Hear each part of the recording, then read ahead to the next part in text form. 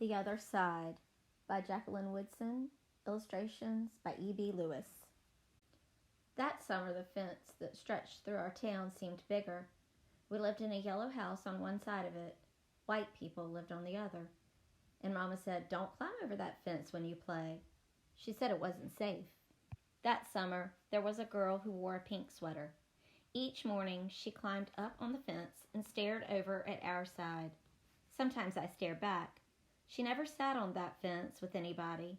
That girl didn't. Once, when we were jumping rope, she asked if she could play, and my friend Sandra said no without even asking the rest of us. I don't know what I would have said. Maybe yes, maybe no. That summer, everyone and everything on the other side of that fence seemed far away. When I asked my mama why, she said, "Because that's the way things have always been." Sometimes, when me and Mama went into town, I saw that girl with her mama. She looked sad sometimes, that girl did. "Don't stare," my mama said. "It's not polite." It rained a lot that summer.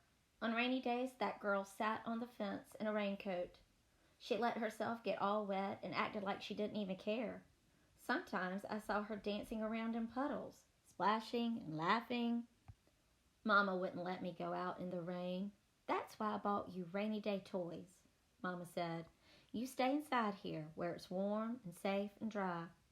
But every time it rained, I looked for that girl, and I always found her, somewhere near the fence. Someplace in the middle of the summer, the rain stopped. When I walked outside, the grass was damp, and the sun was already high up in the sky, and I stood there with my hands up in the air. I felt brave that day. I felt free. I got close to the fence, and that girl asked me my name. "Clover," I said.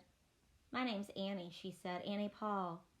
"I live over yonder," she said, "by where you see the laundry. That's my blouse, hanging on the line." She smiled then. She had a pretty smile. And then I smiled, and we stood there looking at each other, smiling. "It's nice up on this fence," Annie said. "You can see all over." I ran my hand along the fence. I reached up and touched the top of it. "A fence like this was made for sitting on," Annie said. She looked at me sideways.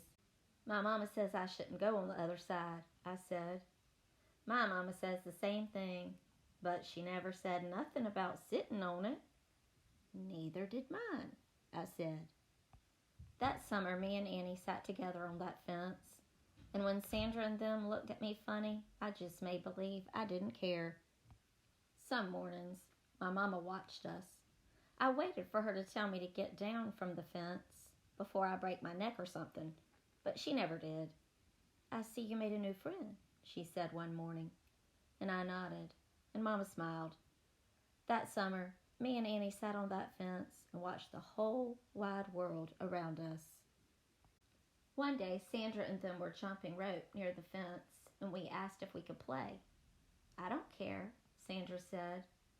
And when we jumped, Sandra and me were partners, the way it used to be.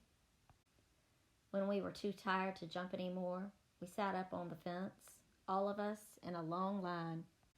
"Someday, somebody's going to come along and knock this whole fence down," Annie said. And I nodded. "Yeah," I said, "someday."